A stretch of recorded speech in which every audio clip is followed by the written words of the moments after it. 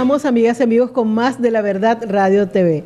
Hoy para mí es un gusto recibir al doctor Joel Horta, quien es analista político y también es amigo de esta casa. Teníamos rato sin poder conversar y qué bueno que está acá en Maturín de visita y queremos saber en qué anda Joel Horta. Bienvenido a La Verdad Radio TV. Muchísimas gracias. Compartir con la estrella del periodismo monaguense es un verdadero placer.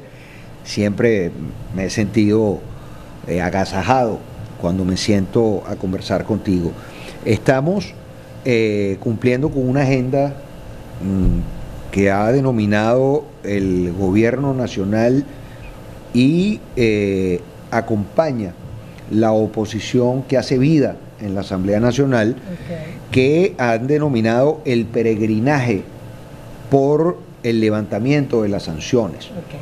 Y pues fui invitado por el legislador Monteverde y por el diputado Farías y el gobernador Ernesto Luna para participar de los actos que se celebraron el día de ayer en el estado Monagas, en Maturín. ¿Cómo viste los actos que se desarrollaron acá? Porque me pareció bien importante también que se integraron todos los sectores, incluidos los factores políticos de distintas tendencias, y eso me parece que es algo muy bueno en este momento. Por supuesto que sí. Hubo dos actos, uno en la sede de PDVSA, muy nutrido por supuesto, un acto con un discurso por parte del ministro Héctor Rodríguez bastante equilibrado dentro de la línea discursiva que está llevando adelante la presidenta encargada Delcy Rodríguez y el presidente de la Asamblea Nacional, el diputado Jorge Rodríguez, en relación a terminar con la confrontación política que hemos vivido durante 27 años. Ese nivel de pugnacidad, ese nivel de procacidad en el lenguaje, de vulgaridad, de burla, de el permanente atropello de una parte contra otra, debe eliminarse. Estamos, de acuerdo a las propias palabras de la doctora Rodríguez, en un nuevo momento político donde tenemos una soberanía limitada luego de los sucesos del 3 de enero. ¿Cómo miras, Joel, este nuevo momento político que está viviendo el país en atención a lo que se viene? Hay gran expectativa, sobre todo tras los anuncios hechos recientemente por la doctora Delcy Rodríguez sobre el tema salarial, que también es fundamental y que tiene muy preocupados a todos los venezolanos. Y de allí en adelante, por supuesto, los escenarios electorales. Sí, ¿Cómo lo ves como analista político? Fíjate, la agenda ha estado muy movida. Recordemos, 3 de enero, 5 de enero se instala la Asamblea Nacional, se juramenta la entonces vicepresidenta ejecutiva. Yo pensé que allí vendría ya un momento de mayor apertura, cediendo por lo menos la segunda vicepresidencia y la subsecretaría de la Cámara. Eso no sucedió. No sucedió. De igual manera con las comisiones, la única que preside un diputado de la oposición es la de Política Exterior, en manos del diputado Timoteo Zambrano. Pero también vimos luego la evolución legislativa muy rápida con la aprobación de la ley de amnistía, que ha permitido la excarcelación de más de 8.300 venezolanos, lo que quiere decir que era una necesidad muy sentida, la de los presos políticos, e imperiosa. Luego se produce entonces la aprobación de la ley de hidrocarburos, que pareciera va a ser reformada también para dar más apertura al tema de seguridad jurídica a los inversionistas, porque esas inversiones en el sector de hidrocarburos son a muy largo plazo y de mucha cuantía, son grandes inversiones que afectarán positivamente a la economía monaguense, porque justamente el eje Anzoátegui-Monagas es donde, y el Zulia por supuesto, pero el eje oriental a desarrollar tiene mucho que ver con el estado Monagas, y también será impactado el sur del estado por el tema minero. Por supuesto. Entonces se aprueban esas dos leyes que van a revisarse, pero también se sustituye, después de la renuncia tanto del fiscal general como del defensor del pueblo, esas dos instancias del poder ciudadano que tanta falta estaba haciendo. Y entramos en una agenda muy, muy agitada porque ahora se había hablado de la salida de unos 12 magistrados del Tribunal Supremo de Justicia de las diversas salas.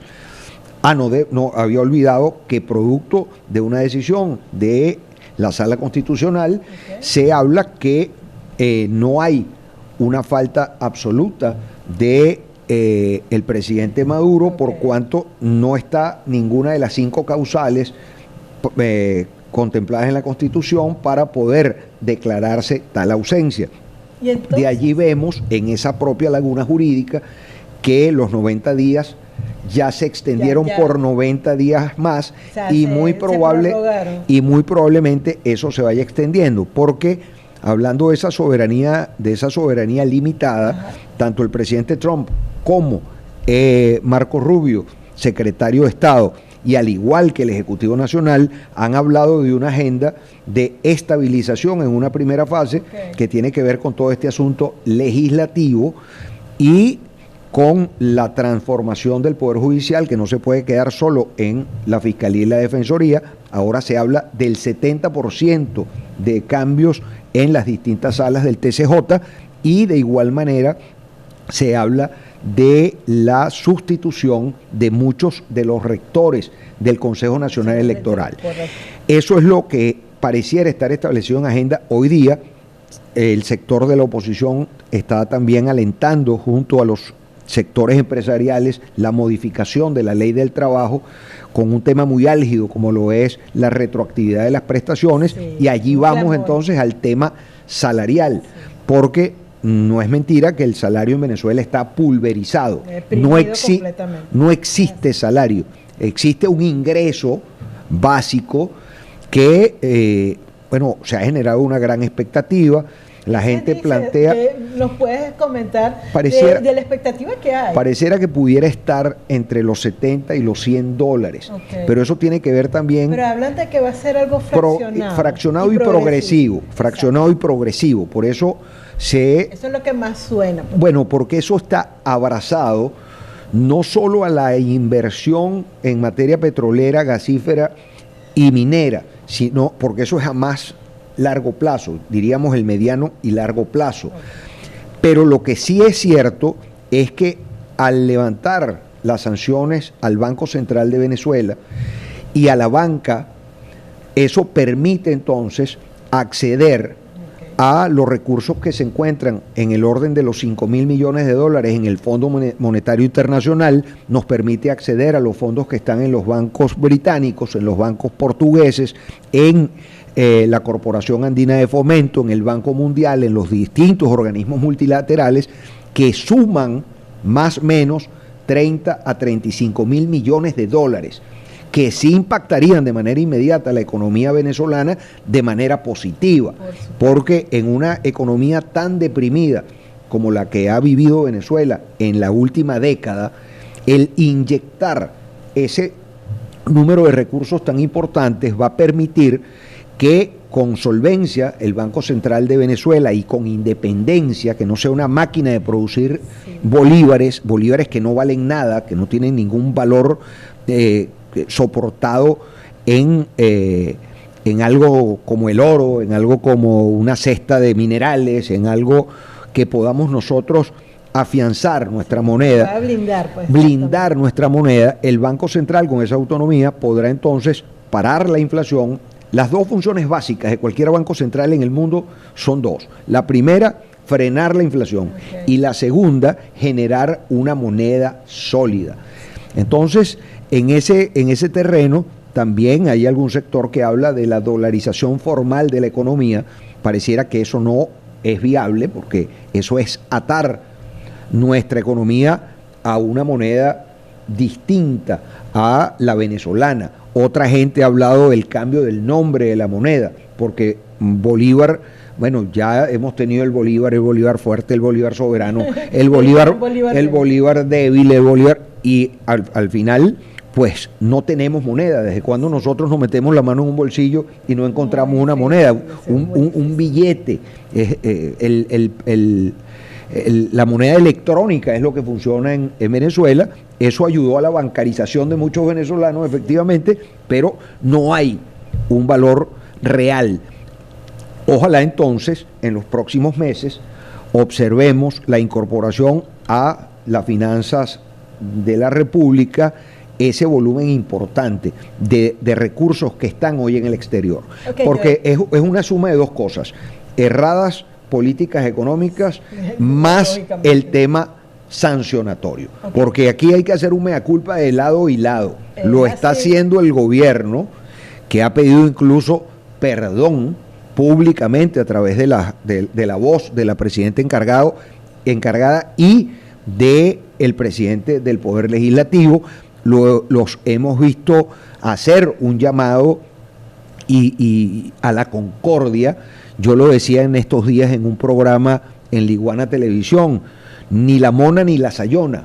Es decir, nosotros tenemos que desaparecer el lenguaje escatológico, descalificativo de la persona humana. Tenemos que elevar el nivel del discurso, tenemos que elevar el tono o bajar el tono del lenguaje y sobre todo el respeto. Y elevar el nivel de respeto, porque al final, y lo conversaba y me place mucho haberlo hecho con los legisladores y los parlamentarios que representan a la fracción oficialista, fueron electos en el PSUV y algunos por los otros partidos que están en el Polo Patriótico, sobre la necesidad de dejar de vernos como enemigos y entender que somos adversarios políticos, pero que podemos construir una agenda común, que podemos trabajar en una propuesta que está haciendo el presidente Petro, que yo le recomendaría a la presidenta Rodríguez. Antes de eso, vamos a ir un momentito a la pausa, y me parece muy bueno el planteamiento, pero hay un factor que es fundamental y también que creo que es el clamor de todos los venezolanos, que tiene que ver con la confianza. Pero de eso me vas a hablar al regreso de estos mensajes acá en La Verdad Radio TV, hoy conversando con el doctor Joel Horta, analista político y bueno, también una figura que es muy reconocida acá en nuestro estado Monagas. Con él vamos y venimos.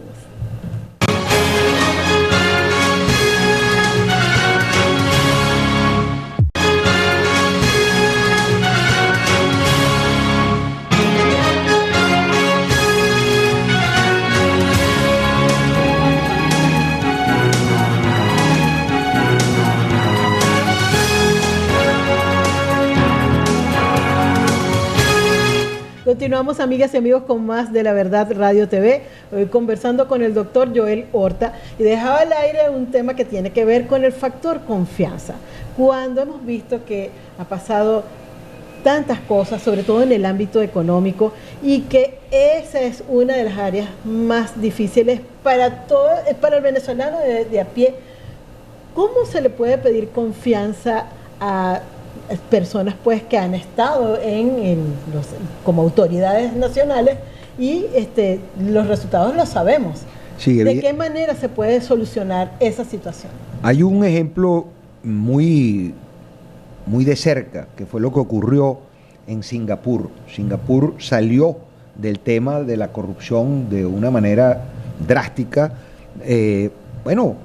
legislando en esa dirección. Okay. Ahí tenemos una deuda pendiente muy importante con el país, el tema de la Contraloría General de la República, de las Contralorías regionales y municipales. Esos son cargos pero muy importantes, que tienen que tener independencia y autonomía. Correcto. No pueden ser un brazo más del pulpo gubernamental, de la burocracia del Ejecutivo. La Contraloría tiene que ser un ente absolutamente autónomo. Correcto. Pero, por ejemplo, para todo el tema de los ingresos que vendrán a Venezuela, incluyendo los 23.000 millones que se desaparecieron de PDVSA en el caso de Tarek El Aissami, acaba de comenzar el juicio acá en Venezuela, también tiene que haber una persecución de los capitales que se fugaron de Venezuela. Claro. Porque, por ejemplo, recuperarlos, por supuesto, porque ahí está el tema eléctrico, por ejemplo, que afecta a todo el país. Ay, sí, allá Es caótico. 4 o 5 horas aquí en Maturín. Es caótico el tema del sistema eléctrico nacional, y no es un tema de generación en Guri, es un tema de transmisión, es un tema de plantas mal instaladas, de plantas que no se instalaron. Tenemos la capacidad técnica. Yo estuve conversando ayer con un profesional que fue pateado de PDVSA por decir las verdades. Exacto. Y me explicaba lo que sucedía y cuánto tendría que invertirse, cuánto tendría que recuperarse de lo que ya está instalado y lo que hay que instalar. Y uno se queda sorprendido porque aquí se gastaron miles de millones de dólares y hoy se encuentran invertidos en fincas, en castillos, en Europa, en automóviles, en aviones, en yates, y la gente sin electricidad, la gente con bombonas, todavía con bombonas de gas, cuando tenemos Punta de Mata aquí al lado. Yo lo conversaba hoy con el diputado Farías, quien además Omar Farías preside la Comisión de Energía en la Asamblea Nacional, y me dijo que era su área de trabajo, sí, su área... De hecho, él laboraba en PDVSA. Su área académica, cosa que me place porque es una necesidad sentida. El tema que, aunque no sea competencia de la gobernación, sí es inherente al cargo que ejerce en este momento el gobernador Luna, a quien voy a aprovechar felicitar junto a la gestión de la alcaldesa Fuentes, por cuanto he visto una ciudad diferente, para no utilizarlo de Maturín, una ciudad distinta, que era el eslogan de un alcalde de la llamada Cuarta República. Lo cierto es que el esfuerzo no puede quedarse tan solo en el ornato, en el embellecimiento del casco central. Que es muy valioso. Es muy valioso. Y eso hay que reconocerlo. Hay que reconocerlo. Además que es la generación de relevo del oficialismo. Y en 10, 15 años serán los que estén conduciendo, junto con los factores de oposición de esa misma generación. Es así.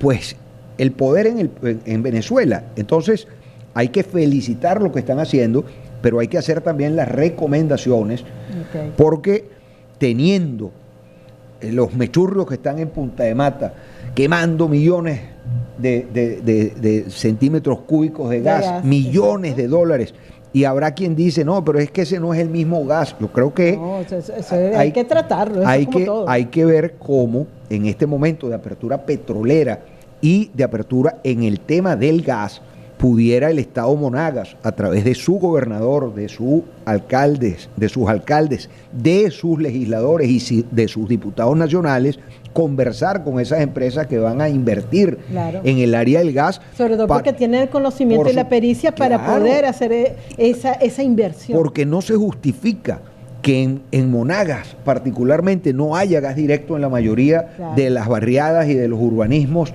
de Maturín y de todo el estado. Pero asimismo el tema del agua es una necesidad sentida en Maturín y en Monagas de toda la vida, siendo una de las reservas acuíferas más importantes que tiene Venezuela. Eso es un contraste brutal. También estaba escuchando el tema del censo de los automóviles para el servicio de gasolina subsidiada, que debería... Eso es un karma ya. Es otro de los karmas. Hicieron un intento de aumentar, de dolarizar en Caracas algunas estaciones de servicio con una gasolina premium a $1, y tuvieron que echar esa medida atrás porque... ahora está en 50 centavos. Está en 50 centavos. Creo que vamos, y esa no es una noticia que a lo mejor le guste a mucha gente, pero creo que vamos a ir a una gasolina no subsidiada, quizás solo subsidiada para el transporte público, porque ese es uno de los grandes agujeros que tiene la industria. Y en Venezuela se nos fue regalada la gasolina por más de 100 años, y eso en algún momento debía revertirse, y se revirtió. Lo cierto es que ya el Departamento del Tesoro estadounidense también advirtió que había contratado a la firma KPMG, que es de las más poderosas del mundo en asuntos de contraloría sobre recursos económicos, y estará entonces atenta a el tema de las finanzas venezolanas. Y eso tiene que ser reforzado con el nombramiento de una Contraloría General de la República independiente que pueda trabajar de manera autónoma para vigilar que esos recursos sean invertidos en las áreas de servicios públicos fundamentales. Educación, salud y seguridad, fundamentalmente. Ya para concluir, porque se nos está agotando el tiempo, quisiera saber cuál es tu apreciación sobre el tema electoral, que es tan complejo y que pues también la gente está pendiente de él. Es así. A mí me complace haber leído hoy unas declaraciones del diputado Guanipa hablando que no se podía convocar a unas elecciones de manera inmediata, hasta tanto no se reinstitucionalizara el país. Por fin lo comprendieron, porque ese sector extremista de la oposición venezolana, con el tema de elecciones ya, perdieron esa elección ya, la otra elección ya y la otra elección ya, porque sin un nuevo poder electoral no vamos a hacer otra cosa que repetir el 28 de julio. Por supuesto. Entonces, sería el mismo museo con diferente cachimbo, sí, como dice el refranero popular. Entonces, lo primero es entender que hay una agenda que está marcada por varios tiempos. Hasta que no se produzca la estabilización legislativa y económica del país, no pasaremos a la otra fase de la que se ha hablado, que es la de recuperación económica, política y social. Correcto. Y luego, cuando se habla del tema de la transición, ese es el momento de el tema electoral. Así que por lo pronto, hay que tener paciencia. Mucha paciencia. Este año no se va a tocar ese tema electoral. Yo no lo veo. Por eso se ha hablado de 18, 24 e incluso la aspiración del gobierno, evidentemente, es que la doctora Rodríguez termine el periodo que termine el periodo. Ahora, eso no va a depender solo de la agenda venezolana, porque volvemos a lo mismo. Luego de lo sucedido el 3 de enero, hay un nuevo momento político en Venezuela que debe comprender el gobierno y estoy convencido que lo están haciendo, pero la oposición venezolana también debe tener la responsabilidad de entender los nuevos tiempos, los que se está viviendo, y la necesidad de ser compatibles, gobierno y oposición. Yo iría hacia lo que quedó en el bloque pasado, con la visita del presidente Petro, quien está manifestando la posibilidad de un gobierno de amplitud nacional, donde gobierno y oposición puedan terminar lo que queda de periodo. Es un planteamiento que sería visto con muy buena cara. Ya ha comenzado ese proceso, vimos cómo se nombró a una persona de la oposición en una de las vicecancillerías, vimos también Oliver Blanco, vimos también el nombramiento de una defensora del pueblo desvinculada al tema partidista, de los factores de activar en un partido político. Lo mismo lo vimos con el nombramiento de la ministra San Juan en educación universitaria, que tampoco tiene militancia política activa, y aspiramos que eso suceda con los magistrados del Tribunal Supremo de Justicia. Es muy importante. Es vital para la República que el Poder Judicial sea despartidizado. Independiente. Y no es que una semana antes de introducir ante el Comité de Postulaciones las credenciales se renuncie entonces a la militancia en un partido tanto del gobierno como de la oposición. Y eso aguas abajo en la Fiscalía, con los fiscales superiores regionales, eso en todas las fiscalías que hacen vida en la nación. Lo mismo tiene que ocurrir con la Defensoría del Pueblo, lo mismo tiene que ver no solo con el TCJ en sus salas, sino con los tribunales ordinarios, con los tribunales en cada uno de los estados y municipios. Lo mismo tiene que suceder con el Consejo Nacional Electoral, no solo es el seno. Hay que renovar todos los poderes. Renovar es la reinstitucionalización de la República. Y le tomo la palabra al diputado Rodríguez, que fue quien en primer término habló de esa necesidad para que lo hagamos en conjunto, gobierno y oposición. Y hablando de cambios, ¿qué pasó con el sombrero blanco y ahora naranja? Cambié de sombrero porque la verdad que ese sombrero de la campaña lo tengo en resguardo, al igual que los botines que yo utilicé. Pero este sombrero está ensalmado. Pero también. este sombrero está ensalmado para este nuevo momento político que vive la República. Muchísimas gracias al doctor Joel Horta, siempre es muy grato conversar contigo y espero que cuando regreses vuelvas a venir para el programa porque siempre te has dado pues una mirada bien valiosa de lo que es la realidad política del país. Gracias por haber aceptado la invitación. Gracias. Amigas y amigos, hasta acá nuestro espacio por el día de hoy. Como siempre, la invitación es para el próximo lunes, cuando al mediodía estaremos de nuevo con La Verdad Radio TV. Que tengan un feliz fin de semana y será hasta entonces.